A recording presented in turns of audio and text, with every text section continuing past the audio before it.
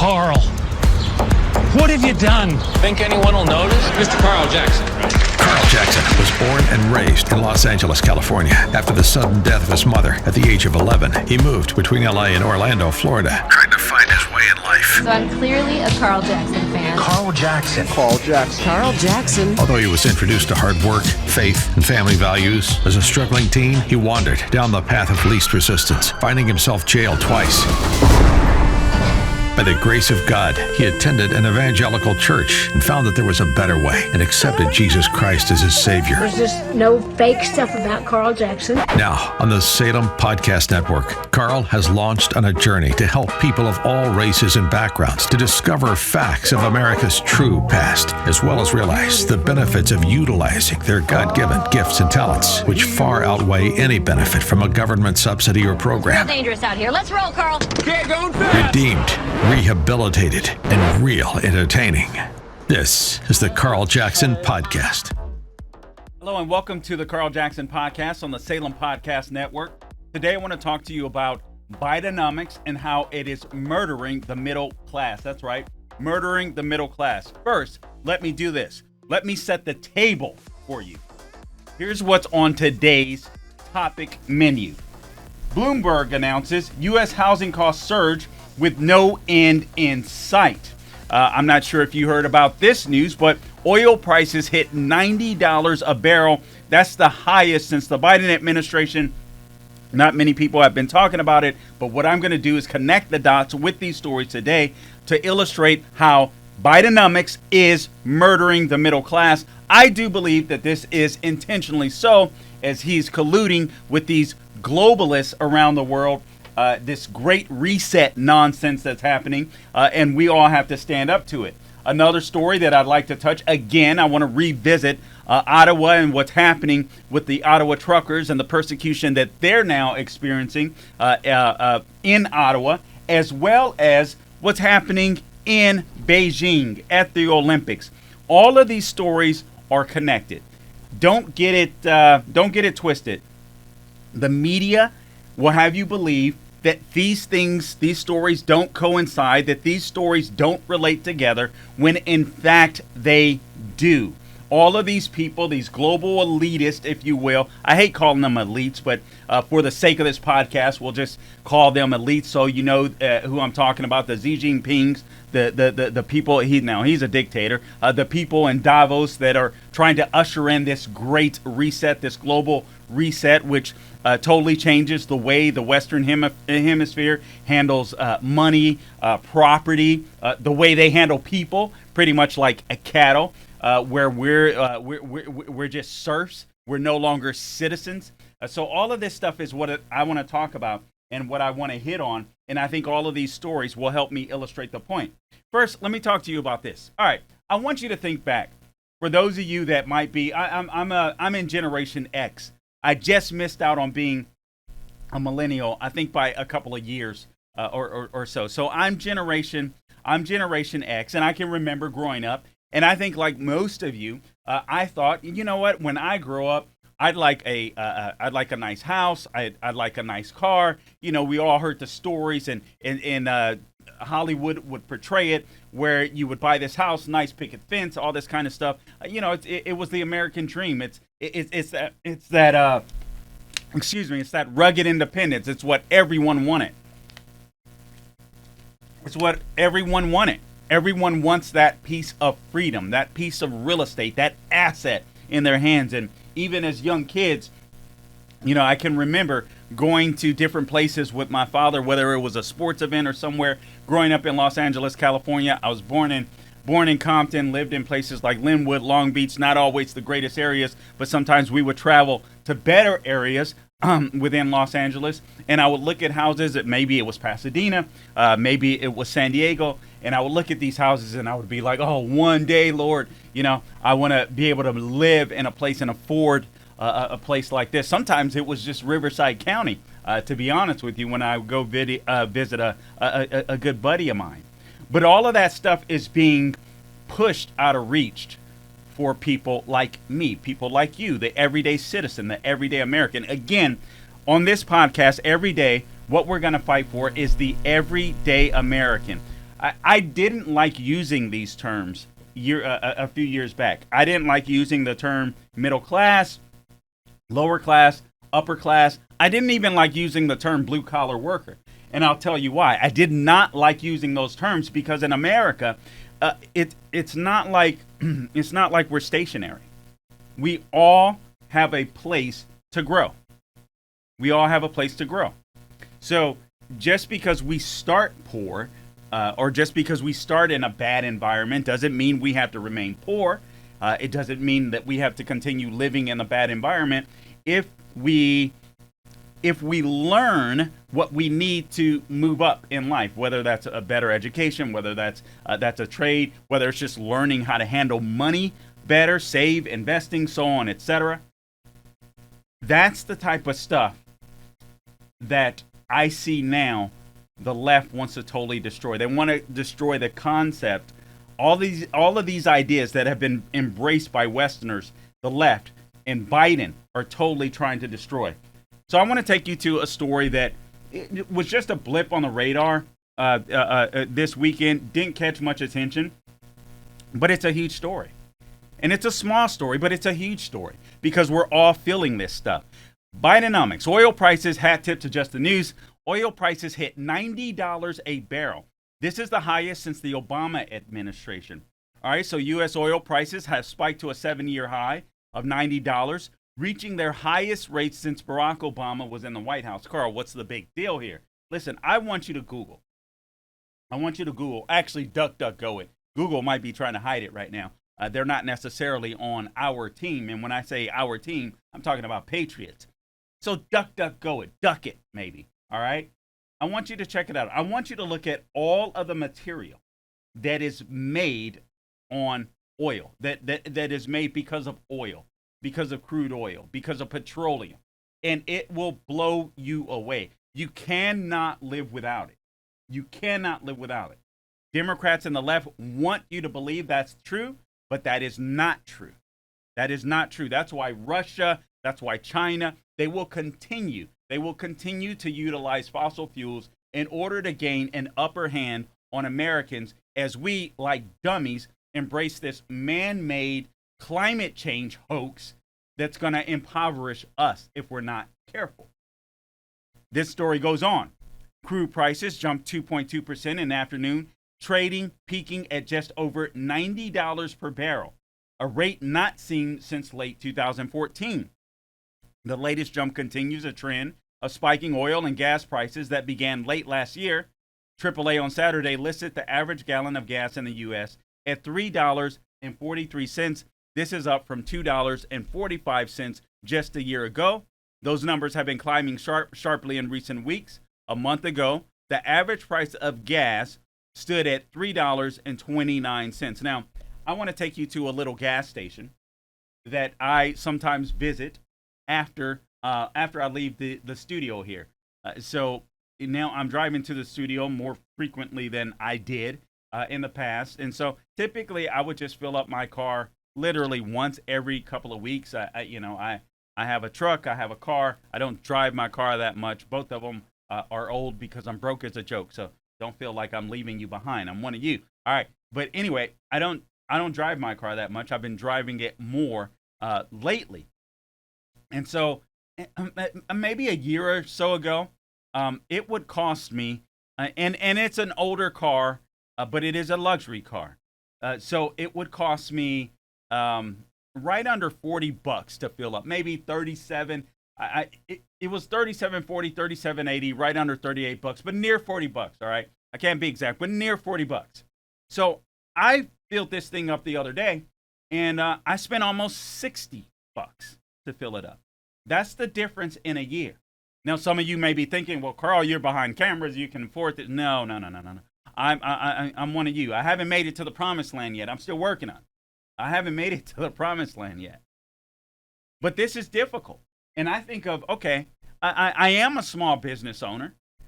So life isn't necessarily easy for me. But, I'm not rich, but I'm definitely not poor. I'm what you would consider middle class. But life has been getting tougher and tougher for people like me. And I want to make this clear.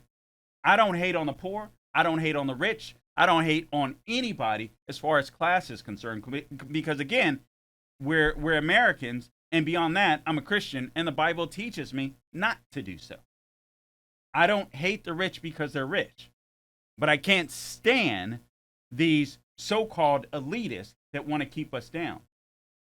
Bidenomics, Biden and his administration are intentionally trying to destroy the middle class. You think about the fuel prices affect everything. It affects how much your groceries cost, what you put on your body, obviously your ability to get to work. But I want you to think about something else. I told you about housing, excuse me. I told you about housing. Housing costs are way up. Hat tip Bloomberg. U.S. housing costs surge with no end in sight. Now, Carl, okay, this is a result of the pandemic. There's nothing we could do about it. There's nothing Biden could have done about it. You're just one of these right-wing conservative nut jobs, and everything that's wrong with the economy, you want to blame Biden for. You could take that attitude. But let me argue some points. Hat tip Bloomberg. Locked out of the supply-constrained home buying market, more households are crowding the rental market, driving up rents and stressing housing support programs. Now, if you will, I want you to go back. Or maybe some of you aren't there. Some of you may be listening. You may be younger. You may be in high school. You may be out of college. You may be one of the ones that are seeking to buy this asset, this property. Your parents have told you, or you've listened to, I don't know, you've listened to Dave Ramsey, or, like I do, quite frankly. And you're thinking, I want to get my home. I want to pay off my debt. I don't want to be in debt. I don't want school debt. I don't want any of this. I want to buy a home. I want to buy an asset because I know, and Americans that are in the know, that understand any form of finances or economics, that your income and your assets, such as property, will help you to grow wealthy. You don't have to be rich to become wealthy. If you learn to save and invest and to stay out of debt, it's going to take some time, but you can become wealthy. And many young people get this today.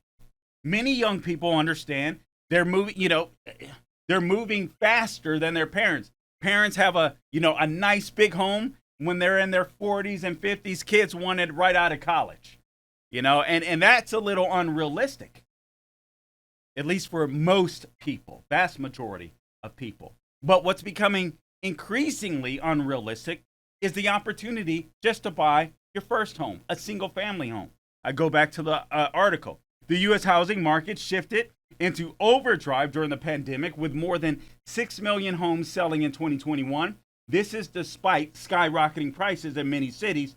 Miami, up 18.8% year over year. I'm in Florida. That is high. Denver is up 18.6%. This is all in 1 year, folks. San Diego, 22.4%. It's up. Phoenix, 30.2%.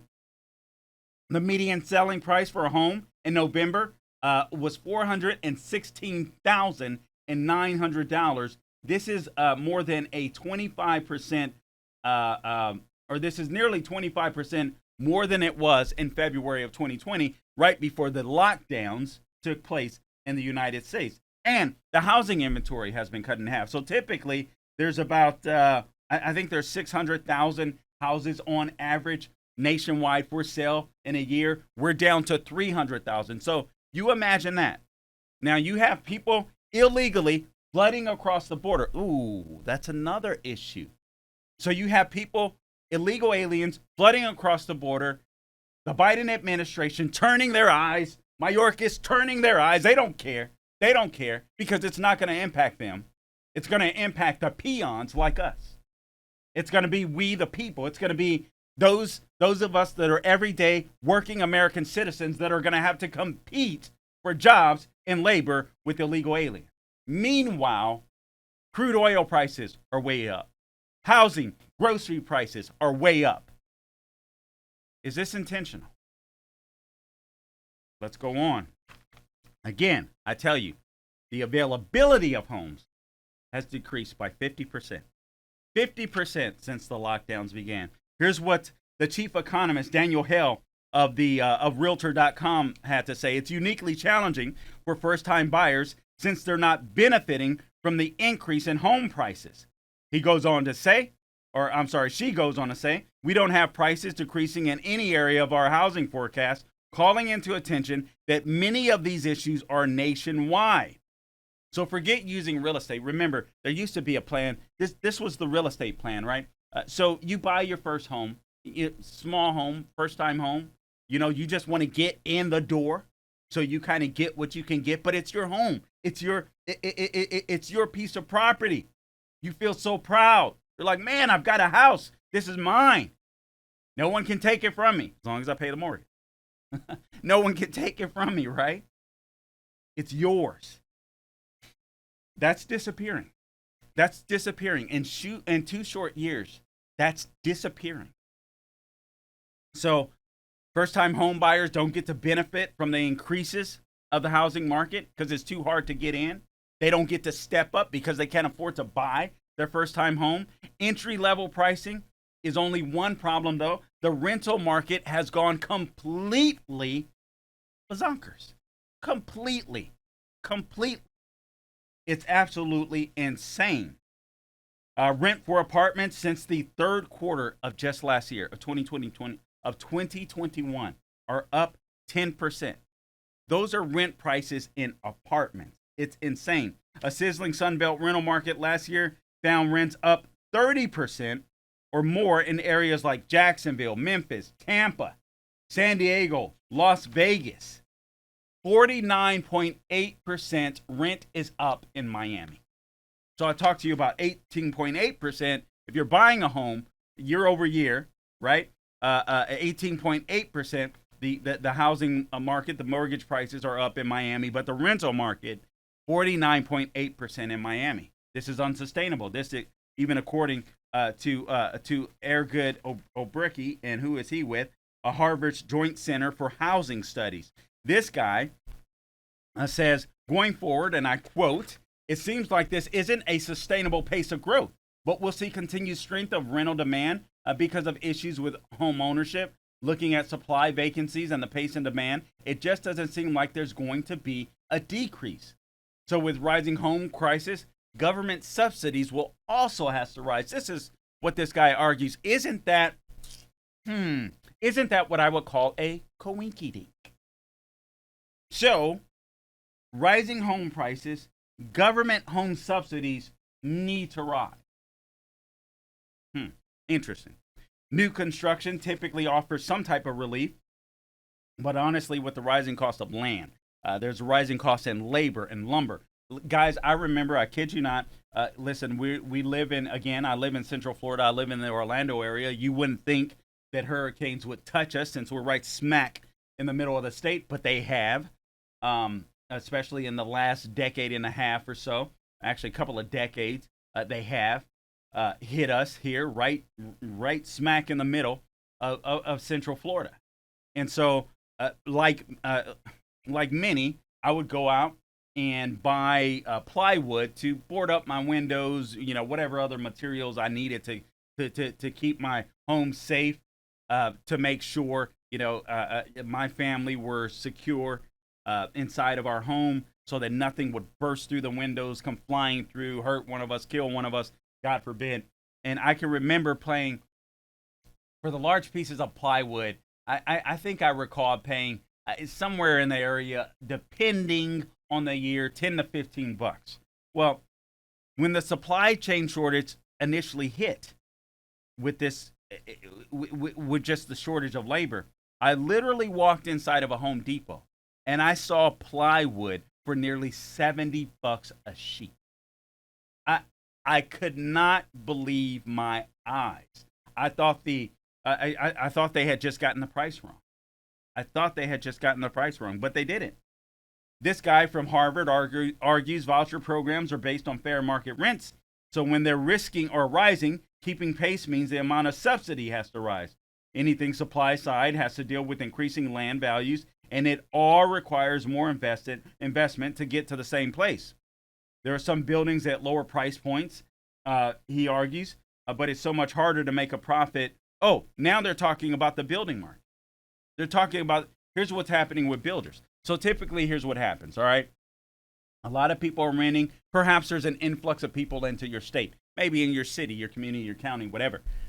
And so people may, buy homes, rent homes, and it's like, okay, there's not a lot of real estate left, but what they do have is the ability to perhaps buy new construction. Well, that's an issue because now builders have to make money just like the rest of us, right? They have to make money. And it's getting harder and harder for them to do because the prices of labor, the price of land, and the price of supplies have absolutely skyrocketed under Biden because he hasn't handled this. He hasn't handled what's now an endemic, in my opinion, correctly when it comes to the economy. The guy has no idea what he's doing, yet at the same time, he's kind of acting with the global, quote unquote, elites of the world, and I think trying to fundamentally tear down America. But he's even incompetent at it. And for that, I'm somewhat thankful. I know that sounds kind of confusing, but just follow me and we'll continue to go along here. But usually there's some type of relief in the market when you're buying a home because there's new product. There's new product. But it's not for people like you and me. It's for wealthy people. It's for people that can afford more expensive homes. I don't blame the builders for this. It's what they have to do to make a living. So now, people that are middle class and lower class are being priced out of the market. Rental prices are going absolutely insane, and they're going to continue to rise as these COVID lockdowns remain. And it's so funny. Now we have Governor Murphy running away from these mask mandates. Democrats are trying to run away from mask mandates. They've been trying to keep this stuff on lock for the last couple of years, but all of a sudden they must be getting some internal polling, and now you get like Governor Murphy of New Jersey that are trying to run away from this stuff. All of a sudden, it's amazing what's happening. Don't forget this stuff. Don't forget. Do not forget who tried to destroy your lives. Do not forget these Democrats who tried to destroy your lives. Again, I'm going to connect all of these stories because all of these people are complicit. Whether we're talking about the police officers, the law enforcement, and it brings me no pleasure to say this, but whether we're talking about the law enforcement in Ottawa that are helping to squash these truckers, whether we're talking about Xi Jinping in China that unleash this pandemic on the rest of the world, and there's no accountability. And the morons, the useful idiots of MSNBC fly to Beijing, some of them, and just offer and enable, completely complicit in this nonsense and this propaganda campaign that China is putting on. But let me finish through this before we segue to the next. Get through this before we segue to the next topics here, because I know I'm running a little long on this, but I want you to understand the importance of this. I want to set the table. Fuel prices up, oil prices up, cost of everything goes up. You have the supply chain crisis. You have a housing crisis. And some of what Bloomberg is arguing as I go on this topic is government subsidies. I believe this stuff is intentional. But thank God more people are waking up. And I think it's going to correct, Lord willing, as we get some Republicans in office in 2022 and 2024, hopefully good ones. I'll have more to talk about that later on in the week. But there's no relief even in the new housing market because only those with serious money, only those that have already purchased a home that can step up can afford that market. So still you're left with people that are making money that can't afford homes. Here's what chief economist for the National Association of Home Builders said. The aggregate construction costs are up 21% year over year. Residential construction wages are only up 8% year over year. So you can't even keep up with the market. He also expects a 4% fixed mortgage rate by the end of 2022, which will place more homes further out of reach for new buyers. So these are overcoming these affordability challenges would require, they argue, new levels of government subsidies. Again, they go back to government subsidies. So a city can rezone all they want to. This isn't going to alleviate pressure. Of course, Bloomberg argues for more, again, government help. instead of solving the shipping and manufacturing issues. This is what they want to do.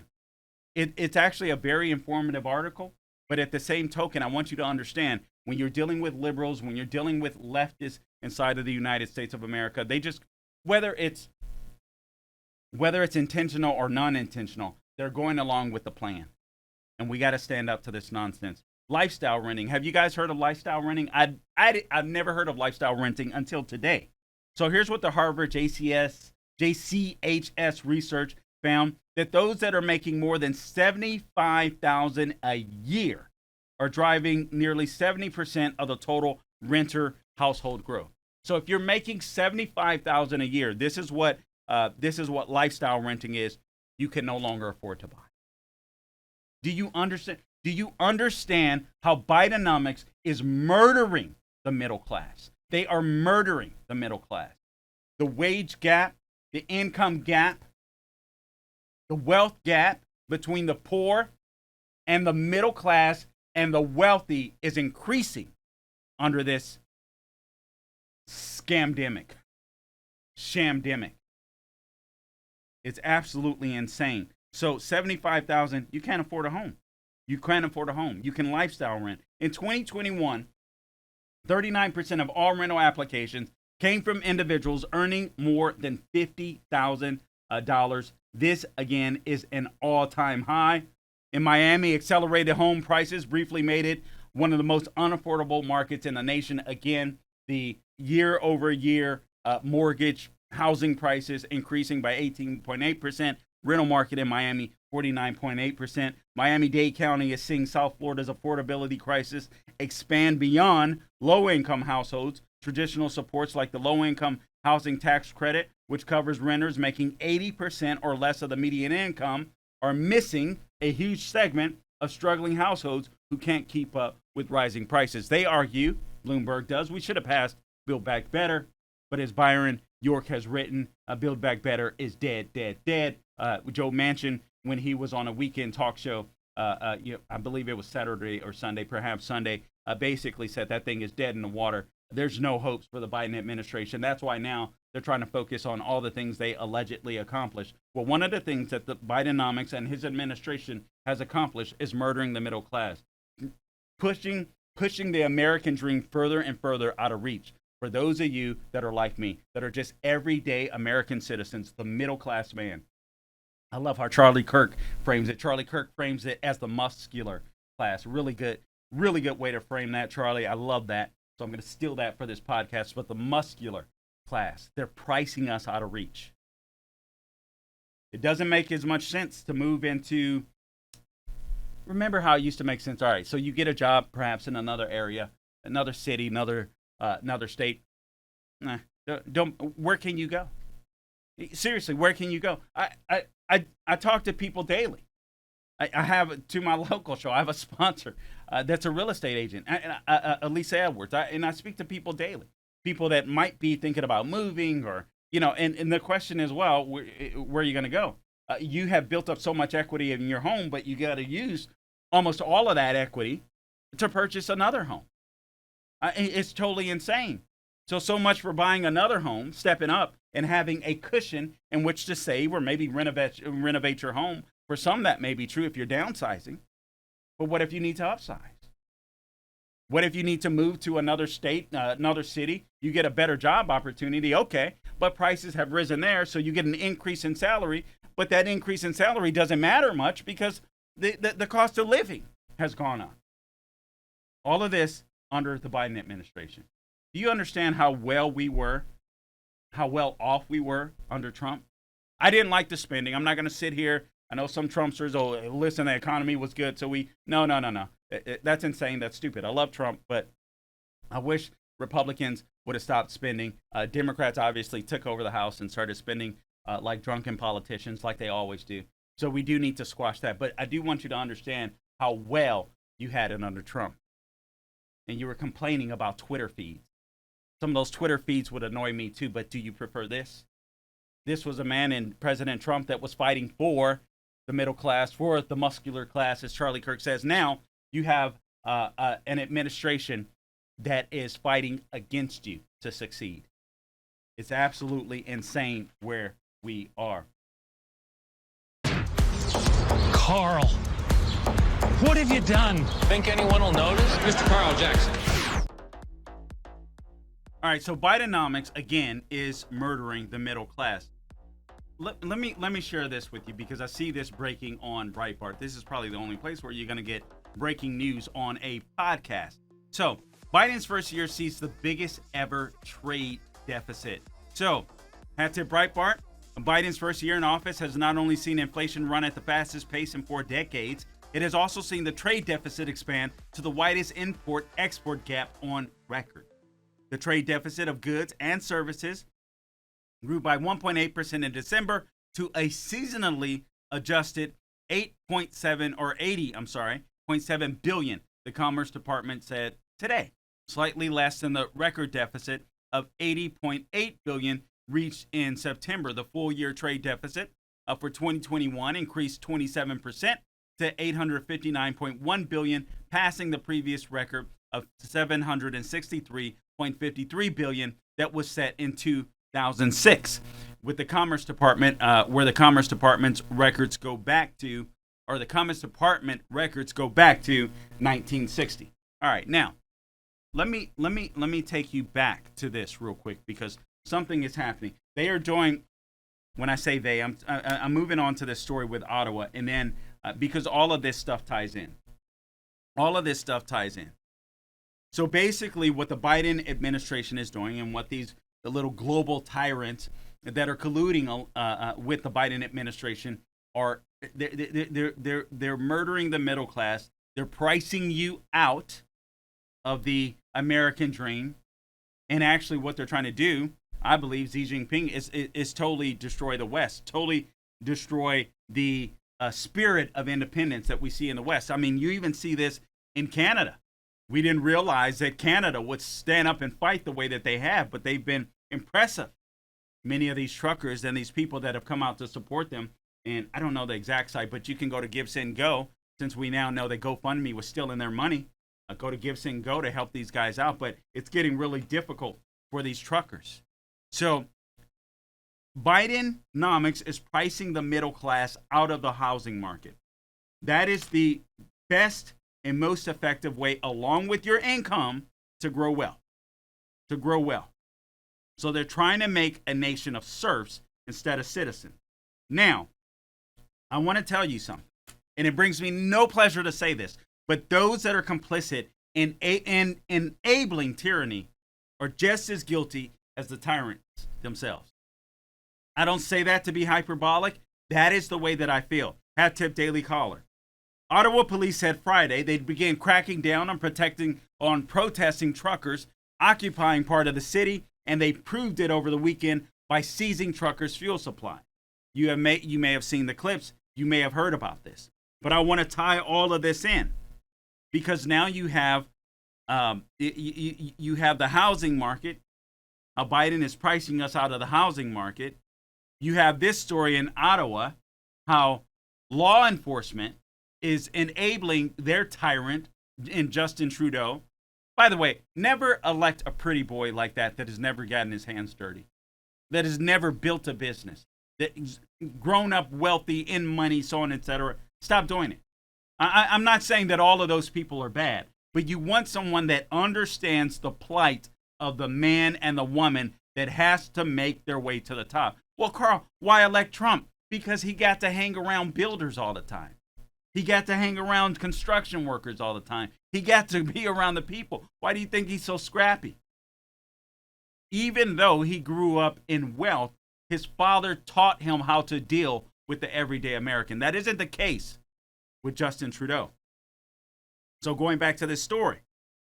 Again, the Ottawa police said Friday they'd be cracking down on protesting truckers that are occupying part of the city, and they proved it over the weekend by seizing the truckers' fuel supply. Sunday evening, listen to this. Listen to the intimidation tactics. Heavily armed officers converged on a staging area for the protesting truckers and removed the fuel that was being stored for the truckers parked in the middle of the city, according to the CBC. The dozens of Ottawa officers were guarded by snipers on the roof. Can you imagine how intimidating that might be? Of a nearby stadium and hotel as the protesters looked on, shouting, "Shame!" And it is a shame. Ottawa's state of emergency declaration gives their police basically wide latitude to do whatever the hell they want to the citizens. Guys, let this serve as a reminder. Never, never bow down to these little wannabe dictators, these little tyrants that demanded these lockdowns. The lockdown. We could have handled COVID differently. We could have handled the pandemic differently. We can go back and look at how we can handle a virus differently, a pandemic differently.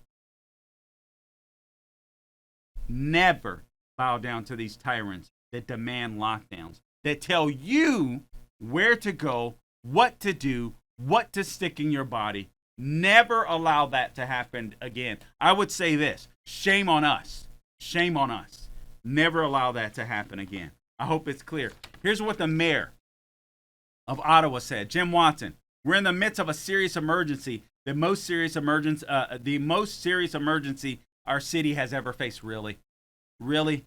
What's going to be the next emergency? See, since we've given them power to do whatever the hell they want under these COVID lockdowns, these COVID restrictions, what's going to be their next reasoning for shutting down their economies, for making the lives of the middle class absolutely miserable? The poorest of the poor may not necessarily care. They're just going to do their thing. And obviously, I'm speaking in general. The rich, okay, we'll follow orders. We got plenty of money. We got this connection. We got that connection. The middle class, the man, the woman that's trying to find their way to get to their destination, to get to their dream, those are the people that get hurt the most. 2 vehicles were seized. 2 people arrested for mischief in Ottawa. No more honking their horns at night. So a judge ruled that these protesters could no longer honk their horns at night in protest. They didn't want to disrupt the citizens that might be sleeping. And listen, I understand that.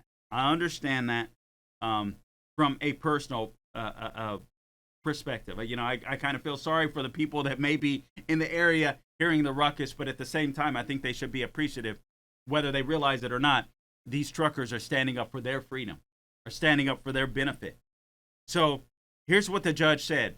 To me, this seems pretty condescending. I think a lot of people might agree, but to me, it sounds condescending. And I'm explaining to you why I think this judge is completely wrong. This judge, Justice Hugh McLean, said, tooting a horn is not an expression of any great thought that I'm aware of.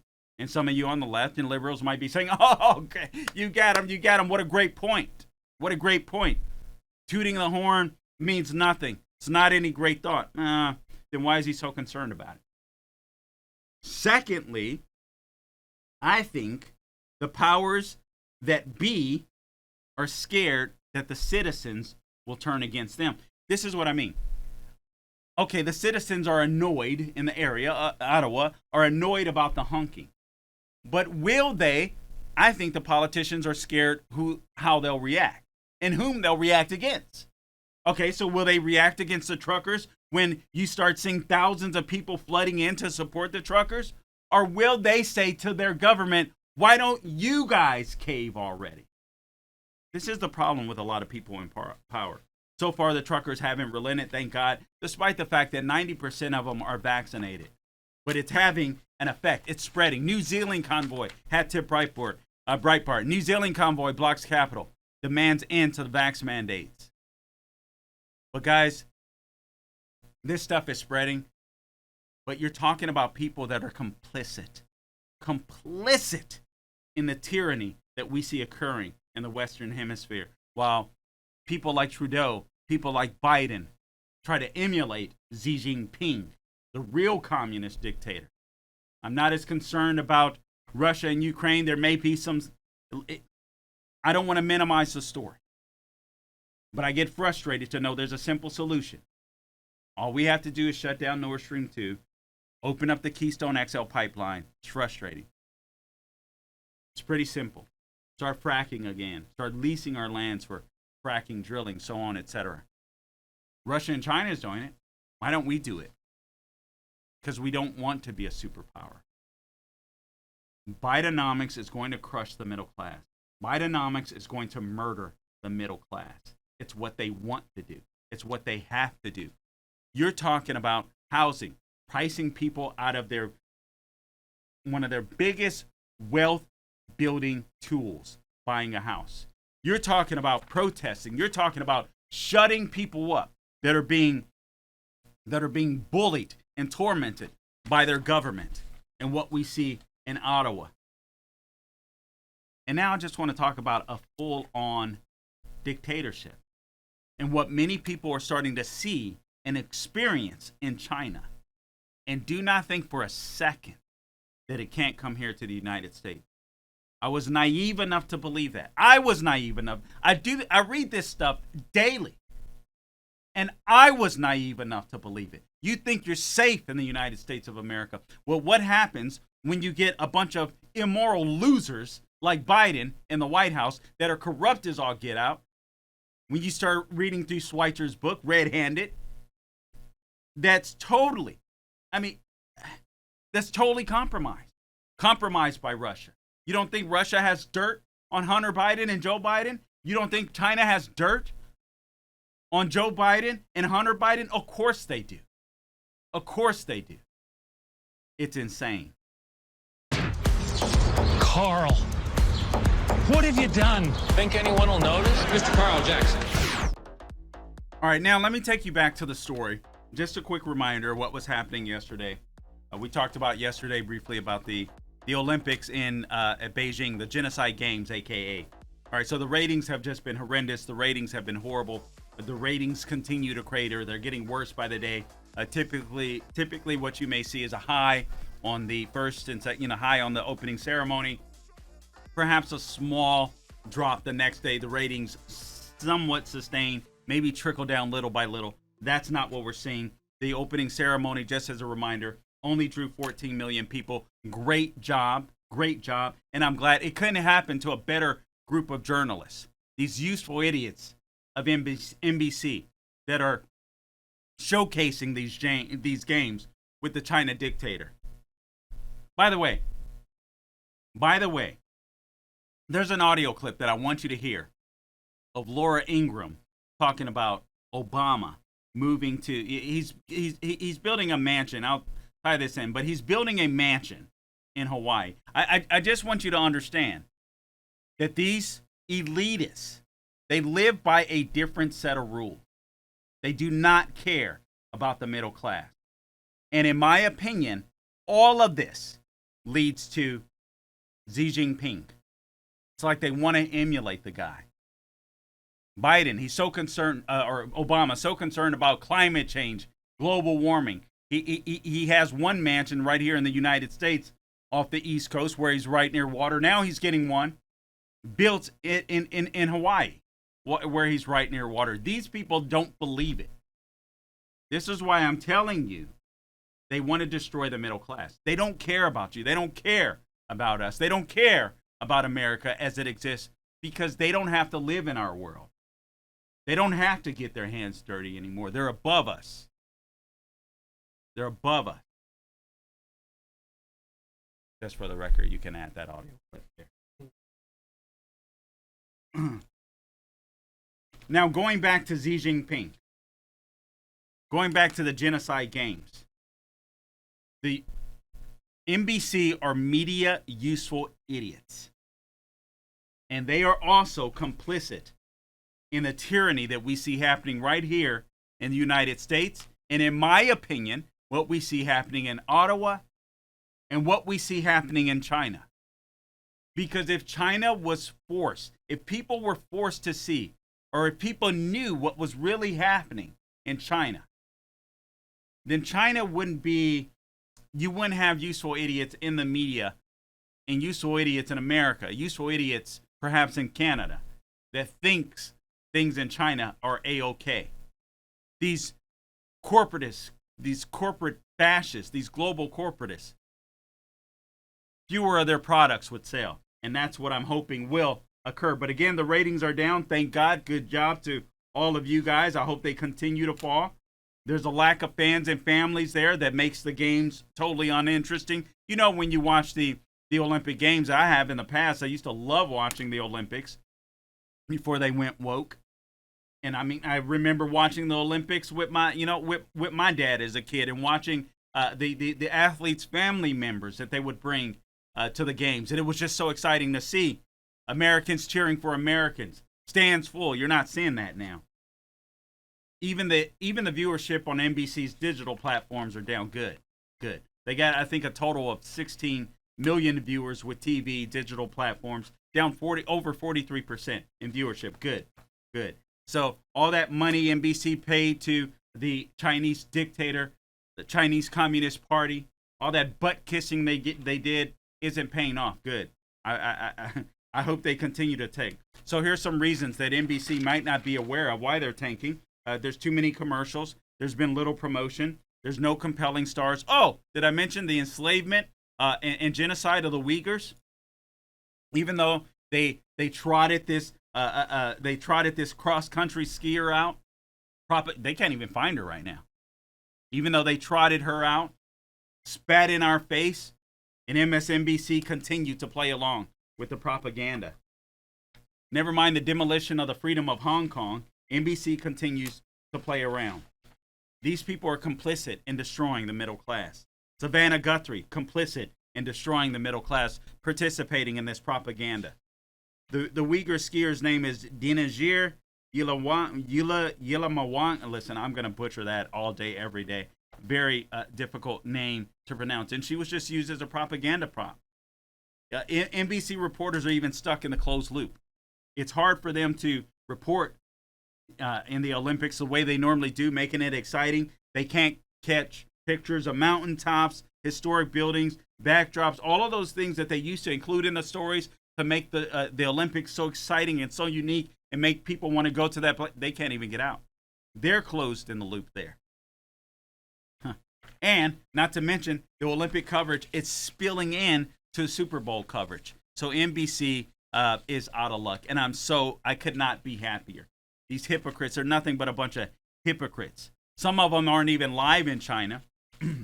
They're reporting from Massachusetts because they don't want to be subjected to the COVID lockdowns, the COVID tyranny, if you will, in China. Yet they got the nerve to complain about Republicans, conservatives, patriots right here in the United States. And listen to this, NY Post had tip. Olympians in tears over poor living conditions, lack of food and water at games, poor living conditions. Complaints from athletes and officials are pouring in about the alleged poor living conditions, ranging from the dining options, isolating rooms, debilitating weather conditions. There's a German alpine skiing coach that criticized the catering in Beijing that raised concerns about the limited food options that they're experiencing this year. And the athletes need that fuel, that food, to perform highly, to perform well. He says the catering is extremely questionable because it's really not catering at all. There are no hot meals. There are crisp, some nuts and chocolate and nothing else. This shows a lack of focus for the high-performance sport. I wonder if they're feeding their athletes well. So I'm glad more nations are getting to see exactly who China is. The sad thing is our media, our own media, NBC, refuses to see it. Turn them off. Not just when they're covering the Olympics. Turn them off. They're nothing but a propaganda network. Savannah Guthrie should be ashamed of herself. They've exposed themselves. The one good thing about these lockdowns, we know exactly whom everyone is. We know who Justin Trudeau is. We know who Biden is. We know who the Democrat Party is. They're going to try to play it up, the Democrat Party, leading up to 2022, as if they've done something spectacular to save America after Trump. They've done nothing. They've done nothing but lie to us and try to torment us for 2 years. And they should be paid back for this in November. It's insane. Here's some of the quarantine that's been happening. There have also been concerns about how COVID-19 is being handled in the Olympic Village. Valerie Vasnatanova, a Russian biathlon competitor, took to Instagram to discuss her experiences under Beijing's strict quarantine conditions. She says, I've been getting this for breakfast, lunch, and dinner for 5 days now. I've lost a lot of weight and my bones are sticking out. I can't eat anything else. I don't know anything about my corona test. So she got tested. She tested positive. I'm assuming, obviously, she's in isolation, but she hasn't heard anything about it. Over 5 days. She says, I only sleep all day because I don't even have the strength to get out of my bed. I only eat 3 handfuls of pasta a day because it's just impossible to eat the rest of the food.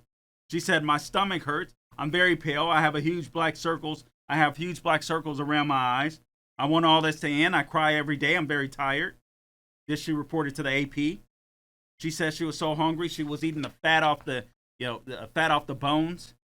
The quarantines are insane there. Athletes who test positive for COVID-19 but are asymptomatic must isolate in a designated hotel. For those experiencing COVID-19 symptoms, immediate hospitalization is required.